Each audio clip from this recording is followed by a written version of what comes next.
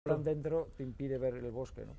El otro día, lo contaba ahora con Chema Soria precisamente, tenía la suerte de acudir los últimos viernes de mes, suelen abrir el Museo Guggenheim por la noche y convierten el Guggenheim en una gran discoteca y en un gran bar, donde hay barras y se puede ver el museo. O sea, es decir, puedes visitar, cuestan 12 euros y puedes ver el museo, sus salas, sus obras, sus historias y puedes bailar. Y uno de los pinchadiscos o DJs que estaba el otro día era precisamente Mikel López Iturriaga, el hermano de Juanma López Iturriaga, el convidista en el mundo de los blogs, que escribe durante una época, escribía de música en el periódico El País y ahora hace sobre gastronomía, ¿no?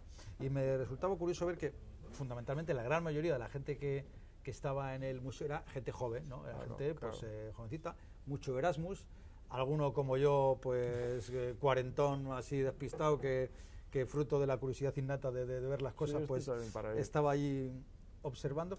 Hubo un detalle que gracias a mi mujer pude comprobar, que era cuando subimos arriba del atrio y miramos abajo, pues habrían pues unas 200 personas, podía haber, ¿no? Pero casi más de la mitad de esas 200 personas, de gente joven, estaba con las lucecitas, o sea, se veían las lucecitas de los teléfonos, se veían las lucecitas, era increíble ver cómo quizás probablemente la manera que tenían de relacionarse esa gente joven a través del WhatsApp o a través de la mensajería, ¿no?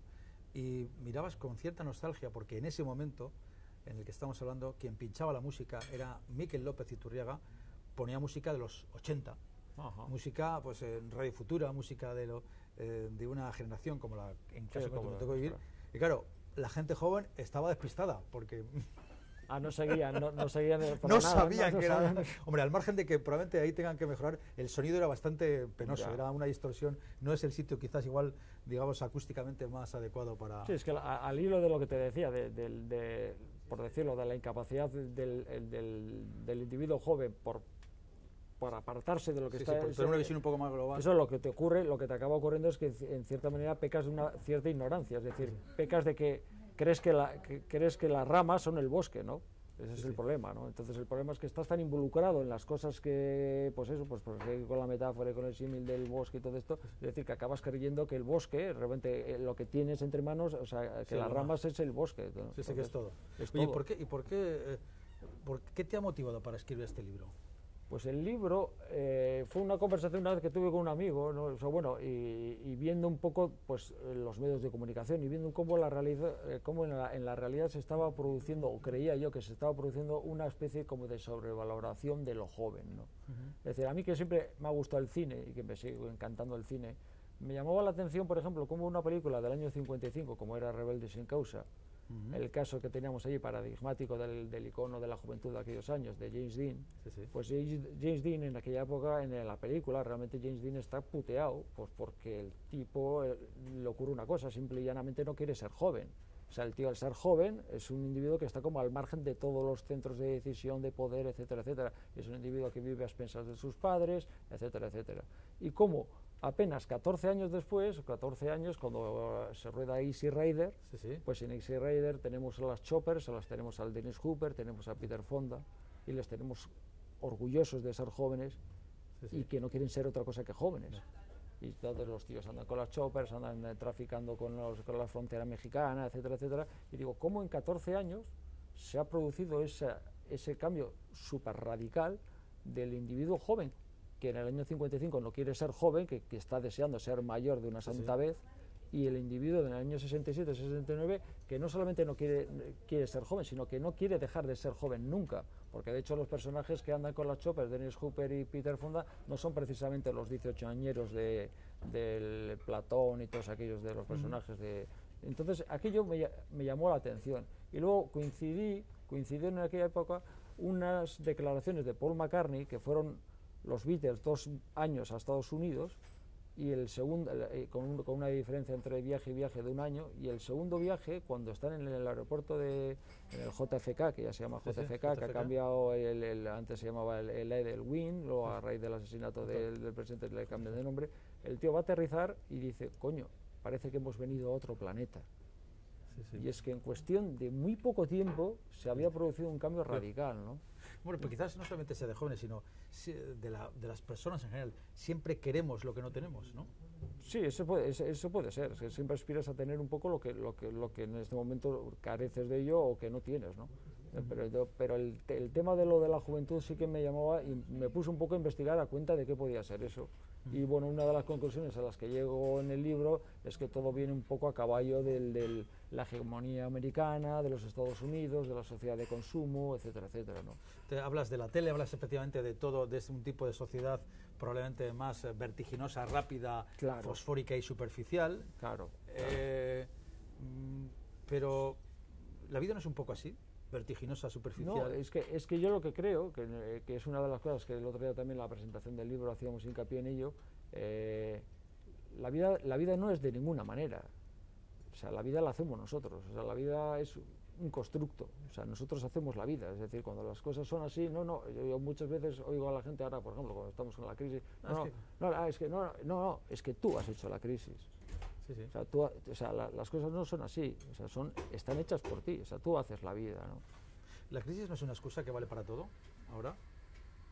La crisis, pues posiblemente, pero la crisis yo el otro día viendo, por ejemplo, cuando me decías motivos para recomendar el libro, pues sí, el libro en cierta manera puede dar unas pequeñas pautas para el tema de la crisis. Yo sinceramente el tema de la crisis no estudio económicas y soy actuario seguro, pero bueno, tampoco estoy especialmente metido en el tema de la crisis para poder dar una explicación. Pero una de las preguntas que yo hacía el otro día, por ejemplo, a un amiguete que es un directivo de Banesto, digo, es que a mí me parece que esto de la crisis obedece simplemente a una cosa, que las cosas las hemos hecho demasiado rápido. Sí, sí. Todo y pronto. Todo y pronto, porque por ejemplo, yo me pregunto, cuando se decide en un momento dado la moneda única, se decide que todos tengamos la moneda única. Entonces, las crisis periódicas del capitalismo habitualmente siempre se solucionaban de una manera. Es decir, yo cuando estaba en San Rico, cualquiera lo sabe, es decir, existía el medio de depreciar tu moneda, depreciabas la peseta, depreciabas el franco, depreciabas lo que fuera. Sí, sí. Al depreciar la moneda, tus productos son más baratos, vendes más, la gente viene más turismo para acá porque resulta más barato. Bien, vale. Cuando todos tengamos la misma moneda, cuando todos la hemos tenido, ¿qué de depreciación? Entonces pregunto, en el año preguntar, en el momento que caigamos en una crisis, ¿cómo vamos a solucionar el tema? Porque los métodos que hemos utilizado hasta el momento no van a valer. De hecho, ahora mismo es uno de los problemas que hay. Vamos a depreciar el euro y no, claro, hay varios socios que no quieren depreciar el euro. No quiero, claro. Entonces ese es el problema. O sea, el problema que tenemos es que y me comentaba de Banesto, que existía tal prepotencia por parte de los mandamases en aquella época de la Comunidad Económica, que se pensaba que con la moneda única y con el aumento de consumo tan brutal que iba a haber, que las crisis periódicas del capitalismo iban a desaparecer. Entonces lo que se han encontrado ahora mismo con la crisis de ahora es una crisis a la que no saben darle una solución porque no tienen. Eso es, y eso es lo que porque pasa. Probablemente también esta crisis es una parte económica, pero también es muy crisis de valores, que son parte de lo que hablas en tu Claro. libro. ¿Cuánto cuesta tu libro? Hablando de crisis y de dinero. 12 euros. 12 euros. Y de esos 12 euros, ¿cuánto te sacas tú por cada libro que vendas? Yo que ando con un euro, dos, no sé, a ojo, más o menos. Bueno, a ojo, no te va a quedar el 8% creo que es. El 8%, o sea, vamos a decir que de 10 te sacas, pues eso, dos euros. Oye, con todo el dinero que ganes, ¿qué vas a hacer? Con todo el dinero, nada. La pregunta es ¿por qué escribe uno esto? O sea, ya te he preguntado antes cómo fue para escribir este libro y el por qué, o sea, ¿qué persigue? ¿Qué objetivo persigue? Es decir, es vaciarse uno mismo, reflexionar, hacer pensar a los demás. Sí, hombre, yo lo que pretendo es, o sea, me gustaría que se hiciera pensar a los demás. Lo que pasa es que, bueno, yo entiendo que se hiciera pensar a los demás y luego también tiene una pequeña apuesta personal, ¿no? Si soy capaz de escribir un libro, nunca había escrito un ensayo. No es el primer libro que yo creo que se publicó el guión está publicado el guión del Parque, sí. Tuvo mucho éxito, el guión fue muy alabado y tal, y luego tengo publicados cuentos, relatos cortos, pero por ejemplo en el género del ensayo no me había metido nunca, y bueno, y lo intenté y bueno, y estoy contento con el libro. O sea, ¿te ha costado mucho escribir ese libro? Sí, yo soy no sé si es el caso que hemos tenido antes de Andrés.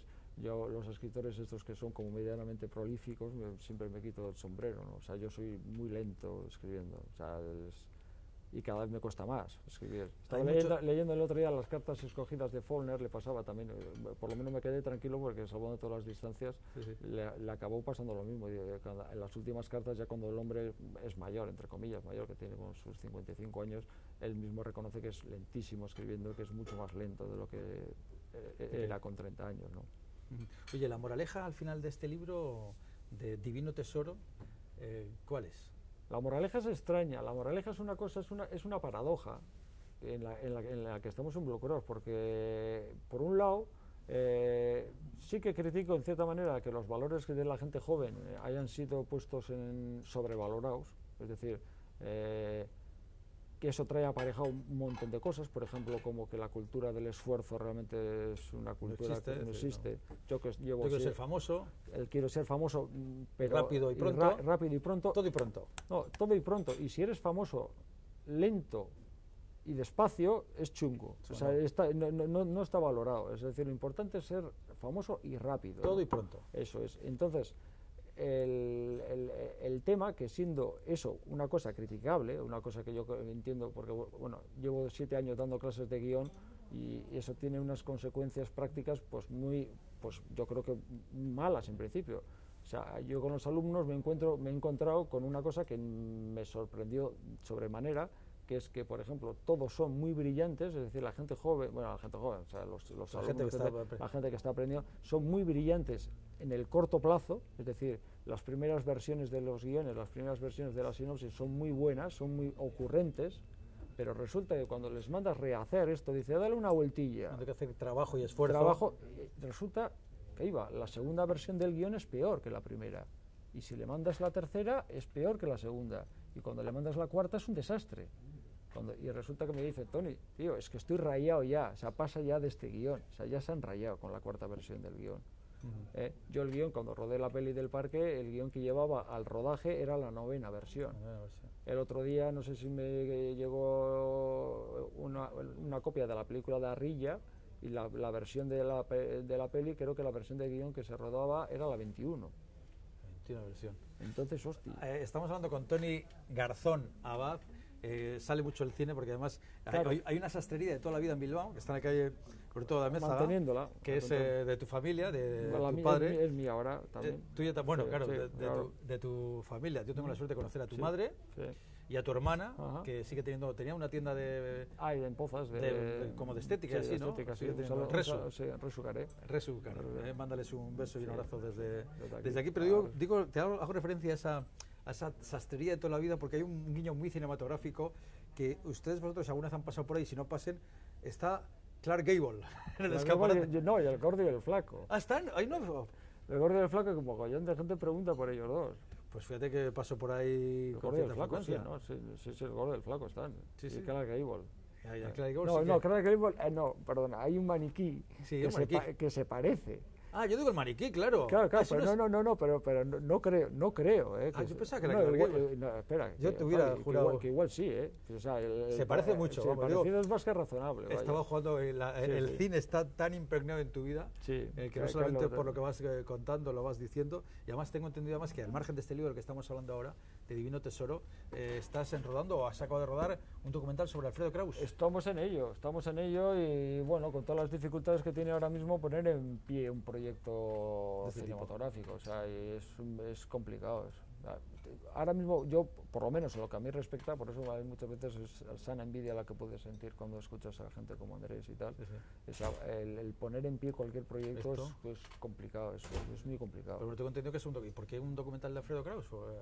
Pues de Alfredo Kraus, pues porque el personaje me interesa en el sentido de que me parece que es uno de los personajes que hasta el último momento de su vida es un personaje que cantaba, que ensayaba, que trabajaba, que a tope, ¿no? Es decir, y la técnica que consiguió desarrollar con su voz, pues fue una cosa alucinante. Bueno, a mí me han llegado a contar que uno de los últimos conciertos que da, que no sé si va a Lekeitio a cantar o algo, me lo cuenta una persona que iba con él en el coche, que iban para Lekeitio a una conmemoración de Gayarre o algo de eso, y el tío iba literalmente que no podía ni hablar del catarro que tenía. tenía un catarrazo terrible, y Fue este le preguntó, dice, pues seguro que vas a poder cantar, y el tío dice, sí, sí, no te preocupes, y tal, y fue y dio un concierto de maravilla. Bueno, hay una asociación aquí, la Asociación Amigos de Alfredo Kraus, Eso es, en eso Bilbao. es. Yo hace poco coincidí más precisamente con su hija, con Patricia, en Madrid, Patricia. en una radio donde ella estaba haciendo promoción. Eso es, con Patricia es un poco la que teóricamente cuando pongamos en pie el proyecto y tiremos para adelante es un poco la que, bueno, no, Patricia no, la otra hermana, Rosa. Yo, la cantante, Sí, la que ha sí, hecho un disco de sí. soul con esa voz tan No, potentosa Patricia y no, tan... Rosa. Sí, sí, pues eso. O sea, decir que sigues con lo que veo, por lo que veo sigues dando clases de cine, escribiendo, tienes un blog también a día de hoy al que le faltan fotos. O sea, parece medicina que tú seas cinematográfico y no veo imágenes en tu blog, mucho texto. Bueno, sí. Hay que meter una fotito sí, o algo un poco bueno, que oxigene. Yo lo que pasa que atiende, yo con el blog llevo 2 meses y soy como Pedro Picapiedra. O sea, pero veo que ya te diré, mira, en los blogs no hay que leer, no hay que escribir más de 10-15 líneas. Sí, no, sí que escribir. Hay sí. que meter, luego pasando capítulos, pum, pum, pum. Ya, pero bueno, luego todo el tema ese del tweet y tal, 140 caracteres. Pero yo, ¿por qué tengo que escribir 140 caracteres? Es decir, a mí ¿quién coño me obliga a poner 140 caracteres? Voy a poner los caracteres que hagan falta. O sea, es decir, no sé. O sea, el otro día me decía uno, dice, joder, el blog, tienes que unas... Digo, el libro es un poco también un poco tipo el blog, salvando Sí, todas las distancias. El libro requiere su tiempo y requiere... O sea, por ejemplo, el libro, la forma que tengo yo de escribir, yo abuso mucho de colocar mucho texto entre paréntesis. Sí, de frases largas. De frases largas. Y a los paréntesis me dicen mucha gente, dice, ¿los paréntesis a cuenta de qué? Y digo, los paréntesis son muchas veces, son pensamientos, son como una especie de pepito grillo que tuviera encima de mi hombro y que de repente, pues, a una frase mete una puntualización. Entonces yo muchas veces animo a la gente, qué sé yo, a leerse la frase con el paréntesis y luego a leérsela otra vez sin el paréntesis, si es preciso. Pero en cualquiera de los casos, como leen, o sea, abogo por el tiempo, por lo despacio, ¿no? Sí, una vida un poco más sosegada. Una de las cosas que tengo, por ejemplo, que quise meter en el libro, porque al final lo deseché y que posiblemente lo meta en algún otro, es el concepto del tiempo ADSL, ¿no? O sea, el tiempo no solamente ya está toda leche, todo va rápido. Oye, hablas en el libro de la emancipación. De la gente...